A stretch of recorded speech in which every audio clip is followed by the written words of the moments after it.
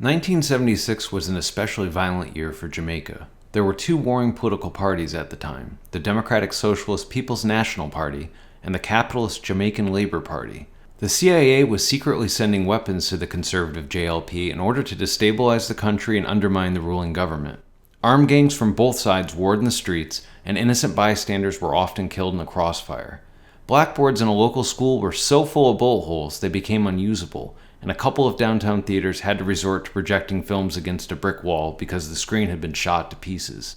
It was within this backdrop that Bob Marley decided to organize a free concert in hopes of quelling the violence and bringing people together in peace.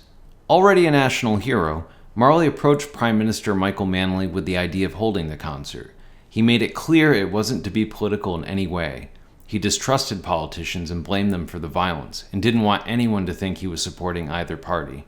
When you have political violence, the youth fighting against the youth for the politicians, then I really feel sick.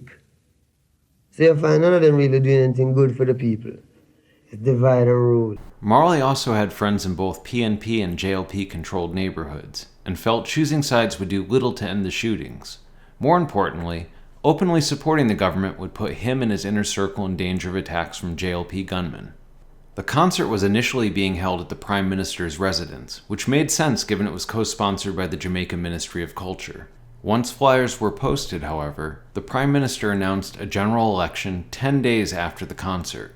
To the average observer, it seemed as though Marley was in fact endorsing the PNP in the upcoming election. Eventually, the concert was moved to National Heroes Park, which everyone considered neutral ground. According to his manager Don Taylor, in the weeks leading up to the concert, Marley received several threats at Tough Gong House, his main hangout and rehearsal space. On one occasion, a white American showed up and warned Marley his visa would be revoked if he kept directing his lyrics at American youth. No one knew who he was, but Taylor suspects he was sent by the American Embassy or the CIA. The other threat came from local JLP-affiliated gangs. On 2 occasions, they explicitly told Marley to cancel the concert, which he refused to do. The shooting occurred around 9 p.m. at Tough Gong House, just 2 days before the concert.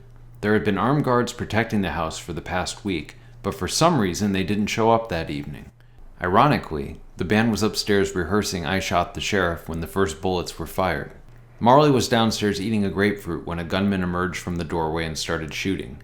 Taylor was standing in front of Marley at the time and took several shots in the leg and abdomen, likely saving Marley's life. Marley was shot in the arm and a bullet grazed his chest. Several other gunmen started firing wildly into the house, some with machine guns. Hearing the gunfire, the band immediately ran to the bathroom and tried to cram themselves into the bathtub for protection. Bleeding, Marley ran upstairs and joined them in the tub, while Taylor laid unresponsive on the ground. Outside, Rita Marley was shot in the head while trying to escape the gunman in her Volkswagen Beetle. Miraculously, no one was killed. At the hospital, doctors told Marley he might lose feeling in his left hand if they removed the bullet from his arm. Fearing this would affect his ability to play guitar, he decided to leave the bullet in. After the hospital, Marley retreated to Strawberry Hill, a remote jungle home owned by his record label. There he was protected by armed police and several machete-wielding Rastas hiding in trees. Those close to him feared for his life and suggested canceling the concert, while Manley and his cabinet ministers tried to convince him to go forward with it. At the very last minute he decided to play, courageously resigning himself to whatever fate awaited him. Marley arrived under police escort to a crowd of over 80,000 people. As he approached the stage, people surrounded him in a protective circle. Carl Colby, the cameraman filming the performance, later described the scene. "This is not a rock concert. This is like a religious experience." For the entire concert, Marley was surrounded by people on stage, to the point where it was difficult to perform at times. To his credit, Manley watched the entire concert on top of a van next to the stage, making himself an easy target for snipers. Marley opened with an electrifying performance of the song War, and ended with a plea for peace. Early next morning, he secretly fled to the Bahamas and didn't return to Jamaica for almost 15 months. While it's likely the assassination attempt was politically motivated, an alternate theory has been floated over the years. Skill Cole, a professional football player and good friend of Marley's, was rumored to have fixed a local horse race. He allegedly cheated his business partners and fled Jamaica, so they held Marley responsible for the stolen money.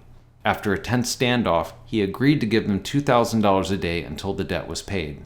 The payments were made at Tough Gong House regularly over the next few weeks, with Marley providing handwritten receipts.